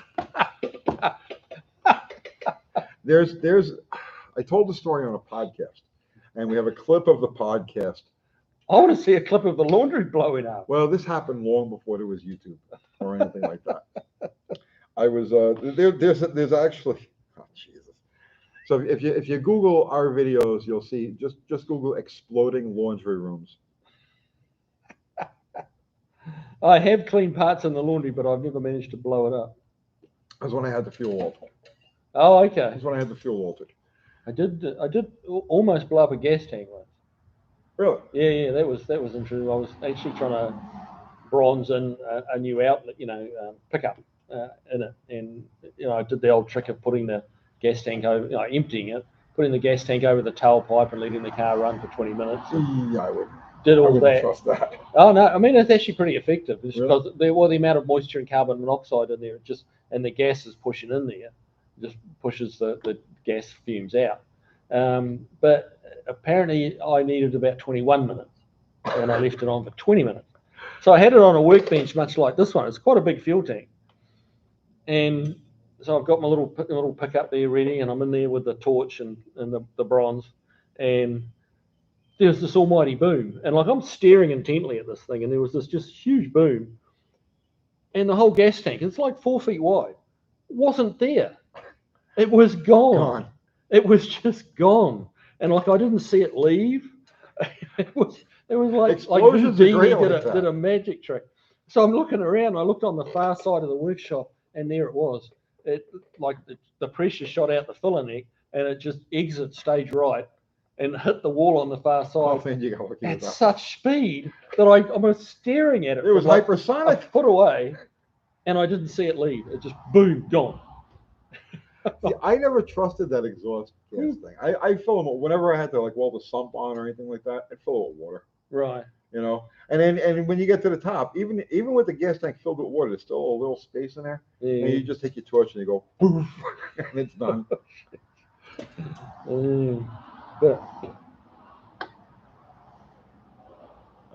David Reed, I'm going to throw this out there. 76 Monza, small block Chevy, built engine. After it gets to about 180, if I shut it off, it turns over real slow. Got a mini high torque starter. Yeah, you know what, bro? Generally speaking, when that happens, it's the starter itself. What happens is the bushings that hold the armature in place, they start to get sloppy. And when the starter heats up along with the engine, they get even sloppier. It's a couple of thousandths of an inch, and the armature will cock. And when it does that, they'll crank really, really slow. See, Roma, Charlie, what's happening, brother? Do I have to unsubscribe and subscribe to qualify for the trip to Nashville? Yes. If you unsubscribe and then resubscribe to Kiwi's channel and be the 50th new sub, yes, he will fly you to Nashville, drive you to his shop, give you the tour of the shop, make your crepes, tuck you in at night because he's a very thoughtful, gentle type of person, and then send you off back to wherever the hell you came from. No, I know where you come from, Charlie, but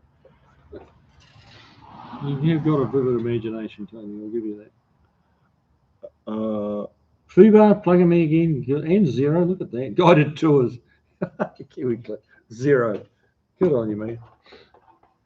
David Reed, it's brand new. Did it with the other starter. Could it be 30 degrees of timing? Well, you didn't tell me you've got 30 degrees of timing, bro. I mean, you can't leave stuff out, okay? At 30 degrees. So here's how you start a car with a locked out distributor. I am doing a video on this, okay? Because I'm struggling for content at the moment. Here's how you start a car with way too much advance. So you got your distributor locked out at 34, 36 degrees, whatever the hell it happens to be, okay? So some people will say, crank it, and then kick the ignition on. All right. And sometimes that works, sometimes it doesn't. Here's what you do. Okay. Pump the gas, full pumps, 3 or 4 times. Basically, you want to kind of flood the motor, almost flood the motor. Then when you go to crank it, hold the throttle a quarter to a halfway down. Well, figure a third throttle, 1/3 throttle. Then crank it. Right? And it'll start, it'll just roll over. The motor's so fat, it won't kick back. That's how you start an engine with too much advance. Fubar just put up the link to our merch. Thank you so much, Fubar. So if you want one of these snazzy UTG shirts, did I ever give you a UTG shirt? No, you didn't. Really? Yeah. Okay. Or if you want to cover your head with one of our hats, you know, like. So can I get like a custom one made with my own lettering on it? Kathy does. Can you make me a custom one? Yes. Because I want to get I beat Uncle Tony. That's no problem. Look, I have no shame or pride, bro. It's no fucking problem.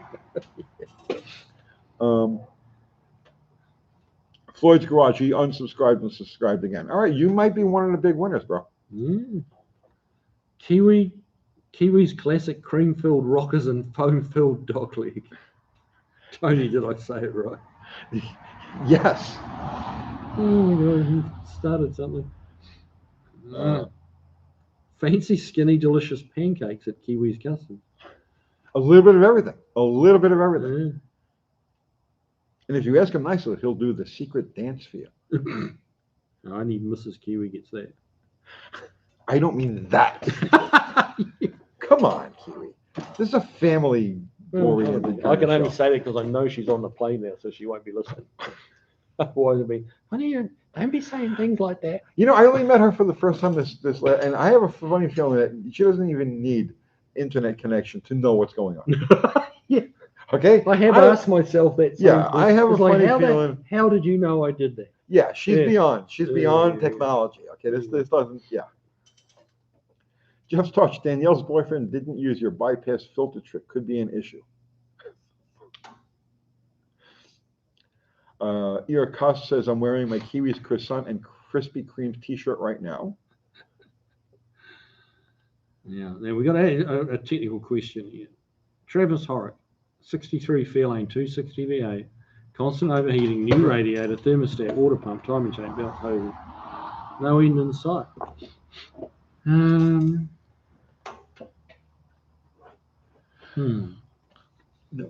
What kind of fan have you got on it? Have you got a mechanical fan with a shroud? The shroud helps a lot. No, it does not. I constant overheating. Yeah, well, I'm not a shroud guy. None of my cars have shrouds. If it has a shroud, the first thing I do is take the freaking shroud off. I hate fan shrouds with the passion of 1,000 exploding suns. I hate fan shrouds. Okay. If it took a fan shroud to keep the car from overheating, I would just let it overheat. If I can only drive it 8 miles at a time, well, then that's what I would do before I put a freaking fan shroud on it. But that's the cars that I deal with. Okay, well, here's a question for you. Yes. I'm on a couple of the Mustang forums, and something that comes up repeatedly, there's a number of guys who have overheating issues. And one of the comments that comes up repeatedly is, make sure there's a spring inside the bottom hose so it doesn't collapse. Yes, that happens. Okay, now this is a genuine tech question from me to you. My question is, how does it collapse when you've got 14 psi in there? The same way it pulls water from the overflow bottle. Right. You see what I'm saying? The same suction that causes it as it cools, it contracts. As the coolant cools, it contracts. So it's always expanding and contracting. Yeah. Okay. So it's stuck or moving very slowly. Then the thermostat opens, it flows through the radiator. When it flows through the radiator, the temperature drops. It creates a suction, and it'll pull, if it needs it, it'll pull water from the coolant. That's how it's always passing water back and forth between the radiator and the overflow tank. Well, that same suction, if you don't have a spring on the inside of the bottom hose, will collapse the bottom hose. That's why those bottom hoses have springs. The top hose, I've installed a lot of bottom hoses with no springs in them and not had this issue. That's kind of why I asked. Well, it's an unusual issue. It's like an extreme situation. That will happen in an engine that, let's say, or a cooling system that's prone to have air pockets in it by the way it's designed. Right. Okay, You know, the 264 doesn't really fit into that. probably not. No, Um, no. But with honestly, all- man, you could try the spring in the bottom hose, and you know that because it's not something you can check. Like that's like highway, interstate speed, or 3,500 RPM plus. Well, here's why I would doubt the bottom hose collapsing would be a constant overheating issue, because that only happens as the coolant contracts, right? And it creates that vacuum. As soon as the temperature and the pressure start to rise again, that hose is going to go back to open. So I would say no, that's not the problem.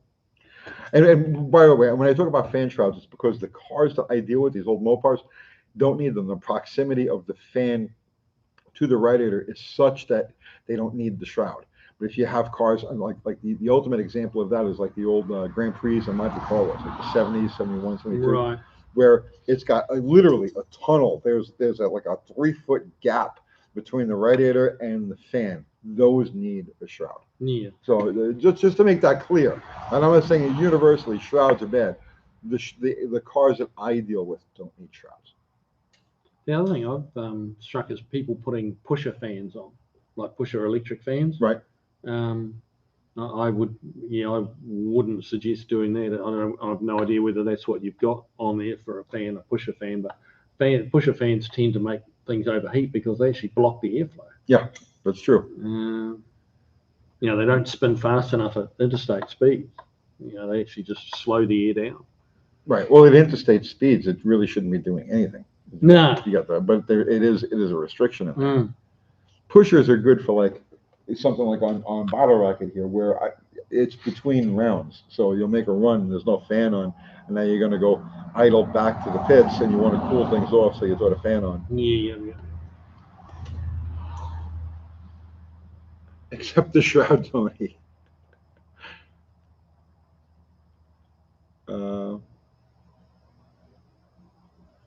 Wayne, my new top hose collapses after the engine has been shut down. Put a lighter poundage, try a lighter poundage cap on it so that it pulls from the overflow bottle. Make sure it's the correct cap too. I wonder if it's just just squeezing down too tight.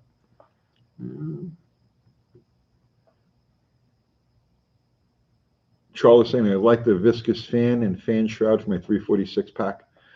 I have never had a problem. Listen, I'm doing this since the rocks were still cooling. I was doing this stuff, and I have yet to find a problem, an overheating problem, or a running hot problem related to a Chrysler product from the era that I deal with, related to a fan shroud. Achievement. Thank you for the super chat. Small block with supercharger or normally aspirated big block.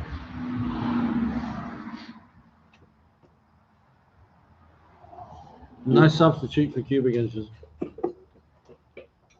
Yeah. Yes or no? It depends what. Okay, so. Depends. I mean, that's an old saying, but I mean, it depends how much boost you're pushing. Yeah, I mean, boost is just another way of creating, another way of creating displacement. I mean, in motorsport circles, as soon as you put any sort of forced induction on, whatever size engine you're running, like for classes, gets multiplied by 1.4. So, well,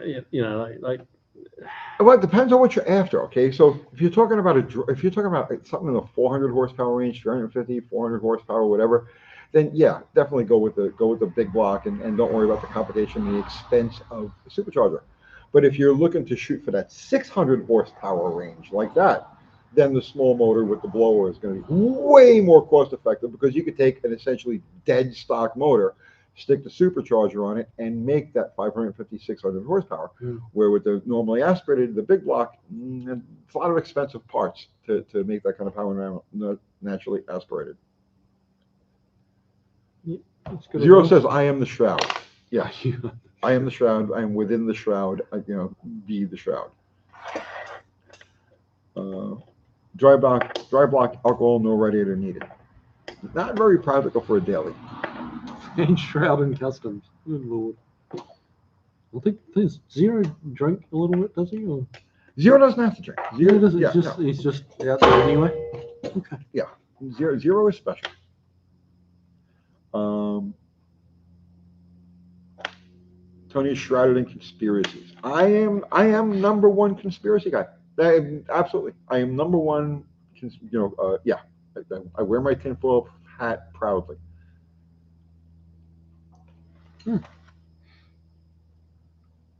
Jonathan Couchy. There was a guy who took the turbine from a turbo and put a 100 horsepower electric RC motor on it. 100 horsepower 10 pounds RC of motor. boost. Engine has no back pressure. Well, Is running in the tens with a Fairmont. I'm very interested in that. Jonathan Couchy, where would I find that? I'm really super interested in that. I mean, 100 I'd like to horsepower read up on electric that. engine's a big engine. Oh, as Paul says, just add nitro. Well, yeah. What's the answer? Nitro.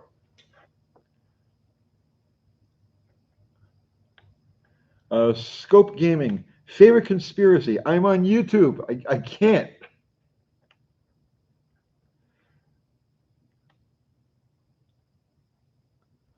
Techno City, I told you electric turbos are the future. Bro, I never disagreed. I think that they are. If electric superchargers were a thing, trust me, they would be everywhere. I'd have them on everything because that's the ultimate way, right? That's the ultimate way. It's just not perfected yet. And I don't have the time. I don't have years left in my life to perfect something like that.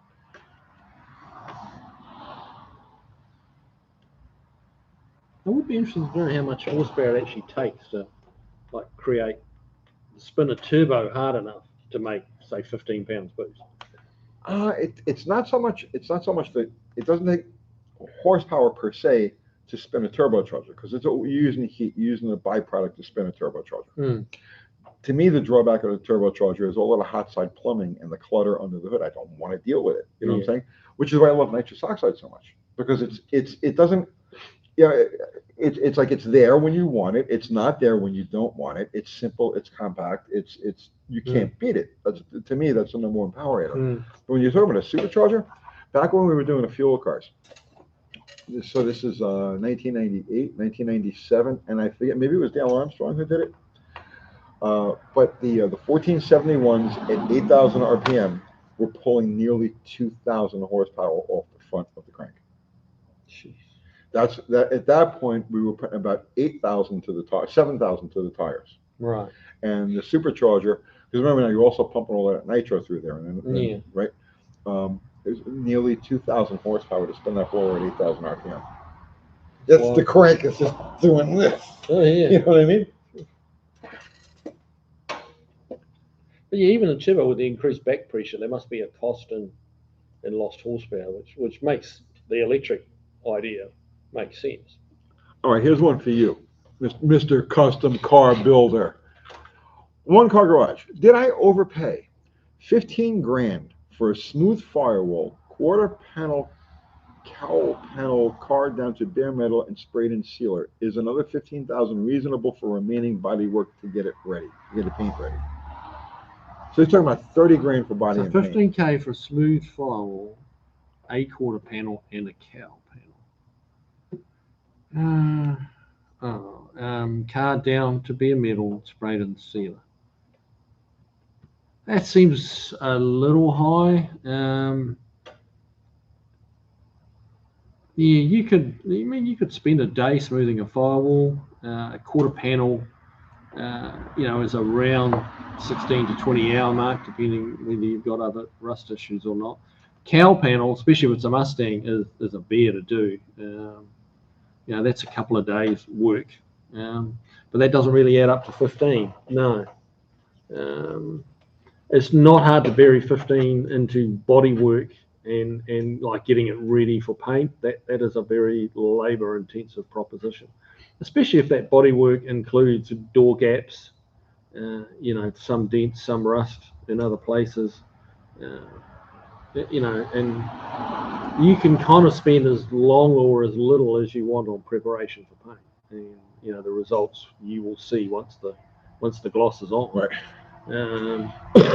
That's one of the second 15, I think, is probably not unreasonable for a good job. The first 15, it seems a little tough. that's out of my wheelhouse entirely. Just such electric motor horsepower to make boost would require much current. See, my thought was always to run them off capacitors, right? You get like a giant, like an elevator capacitor, okay, and you run it off of that because you treat it like nitrous, right? So it's not going to be something that's always going to be on. It's going to be something that when you launch the car, or it's got to last for a couple of seconds, right? So I would think that if you ran an electric supercharger off of a couple of capacitors, I think that would give you enough instant oomph and RPM to create like buku crazy boost instantly. Jeremiah Windholm, do you guys think that it's possible to relocate the alternator into the back of the car along with the battery? Yes. It's been done a lot on race cars. Yeah, NASCAR cars. NASCAR's done it for years. They run them off the drive shaft. Right. Actually, they run off the yoke. Well, okay, yeah. Yeah, they have a pulley. NASCAR cars, they have the yoke on the rear axle, okay, and it's like the 9-inch forged is like perfect for this because the bolts that are on the front that hold the pinion in are also perfect mounting brackets, mounting points for an alternator. So what they do is they put a pulley on the yoke, on the rear end yoke, and then they mount the alternator to those bolts that are on the front of the 9-inch. And but you see that they're on the highway, they're on the interstate. Not interstate, they're on the racetrack. Yeah. So. But yeah, if you're doing a lot of 15, 20, 30 mile an hour running with an alternator off the yoke, yeah, it's going to be turning fairly slow. Yeah. Well, I'm not sure how much charging you would get. I think it would function okay until you got stuck at night with the heat on and in the rain. Yeah, in traffic idling, right, with the drive shaft not turning. Yeah, that could. That wouldn't be such a good idea, would it?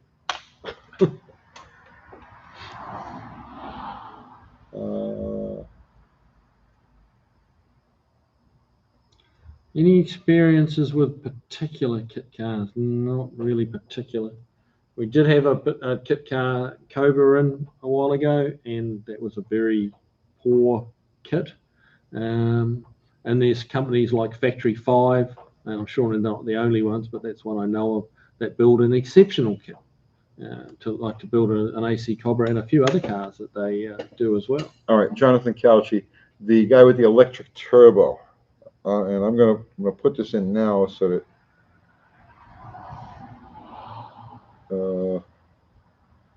YouTube. I'm gonna put this in now because I won't remember. Alex LTDLX. So numbers with guns, electric drive and alternator. Okay.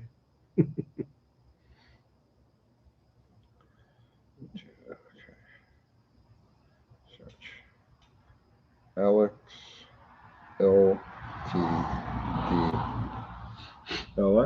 Okay.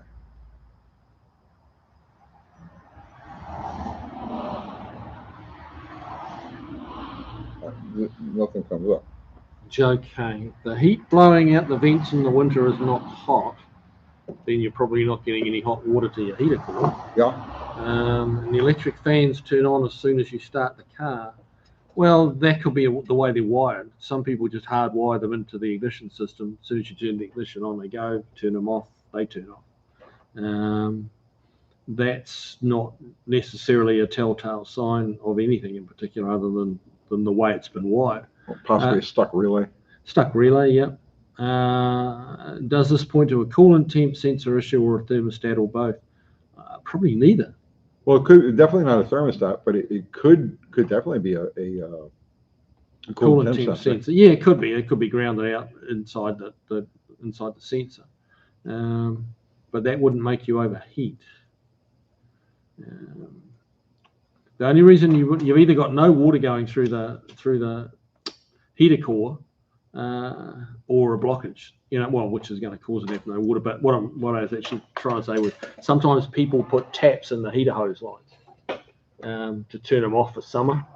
I don't know why. It's just another place to leak, in my opinion. Make sure you haven't got a tap that's closed on your heater hoses. Scar R1, is Tony intending modern or older sports cars? Jaguar E-types and early Datsun Z cars. Yeah. Who doesn't love those things? What's the matter? You got bugs in here. Oh, no. Oh no. I had the exterminator come in just because you were going to be here. So no bugs for Johnny. Tony, did you find this channel again? It's yeah, I put it in there, and I'll check it out afterwards.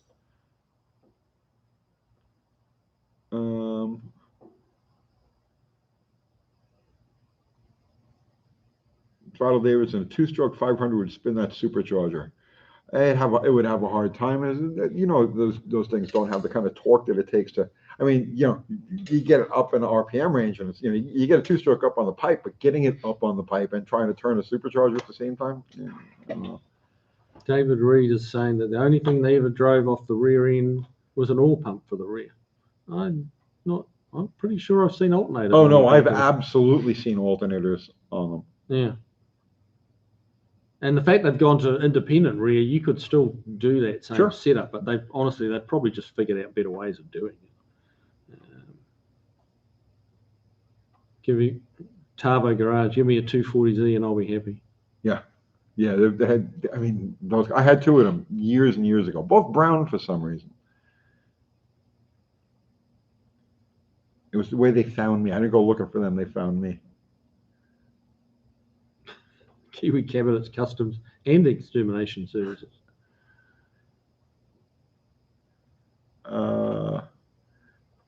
Dylan Stafford, Uncle Tony and Kiwi. Tony, what's the best way to get a federal power steering pump to seal for good? It just keeps leaking a lot no matter what, and it's a daily driver, and they're hard to get. The problem with those things is that people use the body as so. You go to tighten the belts on them, and you'll stick a pinch bar in there, and when you do that, you distort the case. Yeah, and it only has that O-ring, you know, sealing it, and once it's distorted, there's nothing you got to do to get it to stop sealing or to stop leaking. Yeah, guy showed me a little tab coming off the front of one of those pumps. Yeah. That you put your present wrench on, and that's what you. And I'm like, perfect. Yep. Now I know how to do it. Yep. It was a few years ago, but you know, it was like I never thought about this little tab sticking off the front of cars and actually using that to, and you know, when someone told me that, it was like, that makes such obvious sense. You go back to the young guy who was asking about, you're going to get into classic cars, right? And he says, take your time and research and learn everything. Exactly what I'm talking about. Yeah. You know, read everything. You're going to work on a power steering wheel, just for the sake of sake. You're going to work on a power steering for an old T-Bird, whatever it happens to be. Read the service manual. Go through, you know, research it, because it's exactly what he just said. You know, there's the manufacturers will put these little things in there that unless you're aware of it, you won't know. And you'll do like the typical thing. You take a big screwdriver, a pinch bar, and you jam this thing to get the belt tight. And in the meantime, you warp the body. So, you know, unless you know that little tab is there that you're going to put your crescent wrench on, or the slot you're going to put the 1/2-inch drive ratchet into, or breaker bar, unless you know it's there and what it's used for, you know, you just screwed up a part from an antique car that may be very hard to get.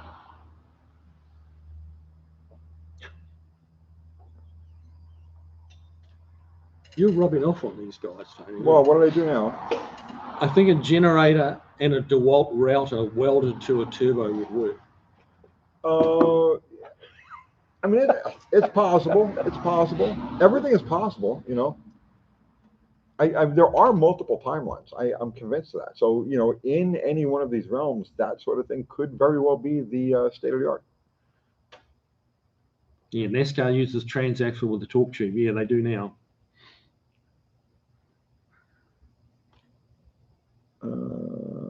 Let's see.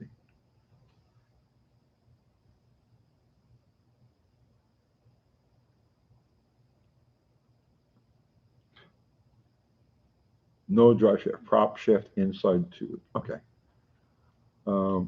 Chris Kevin, how about a squirrel and a basket to run the alternator? You'd really have to hype that thing up, bro. I mean, like you're talking about, you need, you know, you got to hype that squirrel up, because squirrels don't make enough power in a normal state. So that's definitely a methamphetamine sort of, you know. Noctua, thank you for the super chat. Yeah. Have you heard of the right to repair movement? I'm a big Louis Rossmann fan. Yeah. I'd love to hear your thoughts about how OEMs are trying to make their products unfixable by restricting who can buy parts. If you can fix your own stuff, do you really own it? No, you don't. If you can't fix it, you don't own it. If you don't fix it, you don't really own it. That's just my personal opinion. You know, a lot of people will say, "Well, you paid the money, so now you own it." But for me, if I can't service it, repair it, keep it happy, modify it a little bit to my tastes, whatever it happens to be, then no, I don't own it. I knew the OEMs were making it much harder as far as reading computers. Yes. For codes, but I didn't realize they were restricting like the availability of their parts. Yeah. Yeah. They're doing that as well. I didn't know Yes. that. Well, Wow. Tesla is Yeah. big Well, with okay. that. Yeah. That's not a real car. Well, but you know, no, Louis Rossmann is great, and he's a big proponent of that. Urkos, what kind of beer am I drinking? I could do with a beer. It's pretty hot in here. We should stash a beer, Tony. I don't have one. No. I'm not really a drinker. No. You want a Bud Light? I'll run to the store and grab you one. No. Bud Light. Peter Kovacs, OEMs have been trying to freeze out backyard mechanics for decades. Ultimately, they'll fail. Jonathan Couchy, instead of an alternator, how about we take the quantum charge of the vacuum of space using correctly oriented magnetic fields to induce a charge of flow of 12 volts, boom, no batteries, free energy. I mean, you know, yeah. Element 114, is it? 116? Dylan Stafford, I've heard that Subarus are a real disaster for right to repair stuff, but they're kind of a disaster for everything.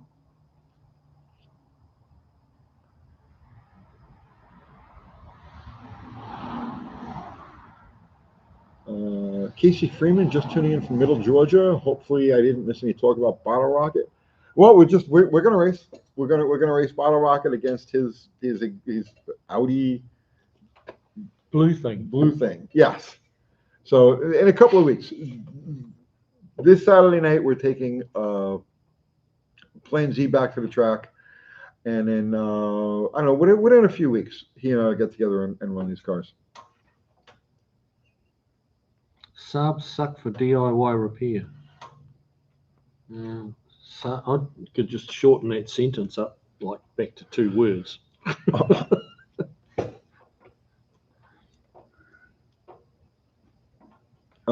Cat Rakes. I'd like to see UTG and my friend Pete co-build a project car from the ground up. I don't play well with others. I wish I did, but I don't. Let's see. Blue thing trademark. There you go. Thoughts on MSD ignition boxes? We talked about them before. Misanthrope Garage. I should change the name, right?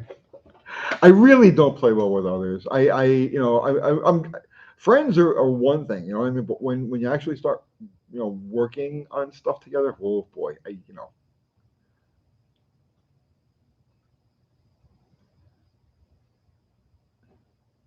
UTG, I played well with Andy. Well, it's different. We're friends, you know what I mean? And that's fine. But when you start to, like, even when I had my shops, I end up hating the guys that work for me.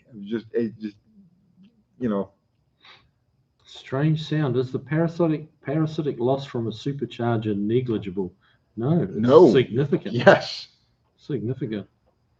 You know, okay, so net, right? You're having that increase at the back wheels for sure, but you're also increasing the load at the front of the motor wherever you're driving the supercharger from.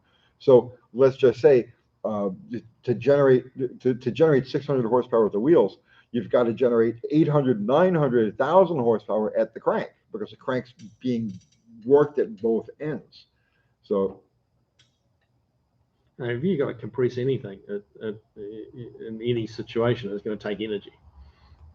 It's really that simple. Tony argues with mirrors. I could, and I'd win.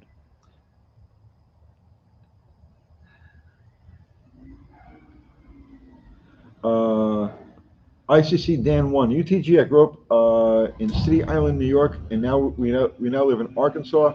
Do you miss good pizza as much as I do? No, bro. I'm in Nashville. This is foodie central. I have pizza as good, if not better, than anything you're gonna get in New York. Abel D. Kiwi, do you want to join Tony, Holly, and Danny's boyfriend? We're making carburetors great again. Yeah. Holly is eventually going to put out a hit squad on me. I know it. It's going to happen. I am not suicidal. Dude, we're running out the clock here. Would you believe it's been almost 2 hours? 8:56. Well, yeah, a little bit less for me. I was a bit late to the show, but that's all right. We had you standing. Well, the show's gone downhill since I got here. Wheelie King 71. The whole trend towards corporations basically removing ownership started way back in the 50s. That's true. Really grew legs with IT software. And John Deere was the grandfather bringing it. Yes, I know. John, that's just such a travesty, man, to inhibit the farmer's ability to service his stuff quickly and efficiently in the field is literally fucking criminal. Literally criminal. I don't want to talk about that right now.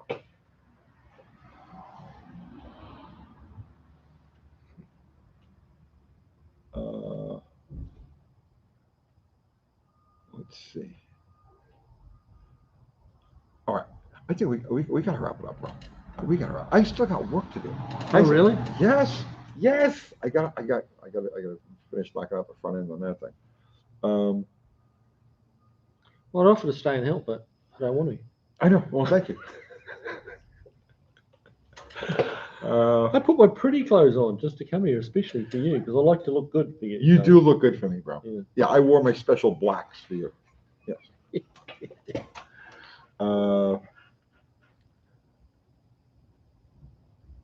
Okay, let's take one more and we're gonna wrap it up. And then Fubar just put up the link to Kiwi's channel, so go over there. Make sure you subscribe to Kiwi. Subscribe 3 times, because the second time you subscribe, you're gonna unsubscribe. So make sure you do it. Hit it the third time. And what is it? He's gonna, for the 50th new subscriber, he's going to fly to Nashville, give you a tour of his shop. He's gonna make you crepes. And what else was that? That's more than enough. Tuck them in. You're going to tuck them in. Yes. So, Kiwi always welcomes his subscribers to stay over at his house. It's one of the unique things about Kiwi. Definite bonus of YouTube that you can't actually track who your subscribers are. Well, but they know who you are, and they can find you. So just keep that in mind, guys. If you sub to Kiwis and you're ever in the Nashville area, Kiwi will make a hungry. There you go. He loves having his subs. Come by the shop. Come by the house. He cooks you breakfast. Oh, it's such a nice thing. It's really great. That's how these foreigners are, man. They're very welcoming. They're, All right. Chris Cabinet, what is Kiwi channel called? It's actually called Kiwi Classics and Custom. Yes. Just nice and simple. All right.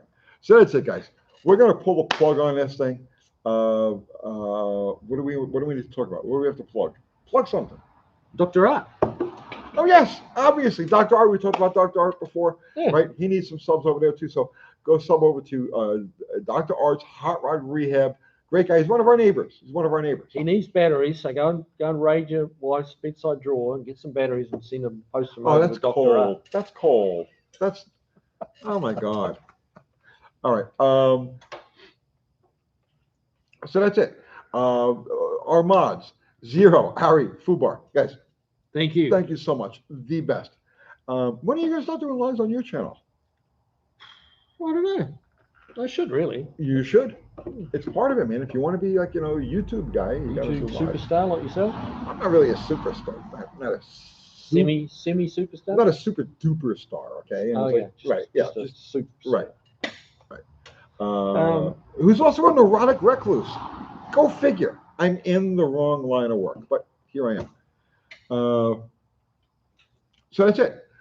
Everybody contributed to Super Chat. Thank you guys so much. Not expected, but always appreciated. Everybody contributed just with your presence and your conversation. Thank you equally. Jeez, the bugs are getting bigger. Oh, I got wombats to come through here. And that's it. I'm gonna make this go away now. Okay. I'm gonna hit that end stream. The end stream. Any final words? Anything you want to say to have a good night, guys, and keep watching. No, Come up with something better than that. better than that. Yeah, that's so like, So lame. please. All right. I'm going to talk some sense. There will be no free flights on Kiwi Classic. He doesn't mean it. He's lying.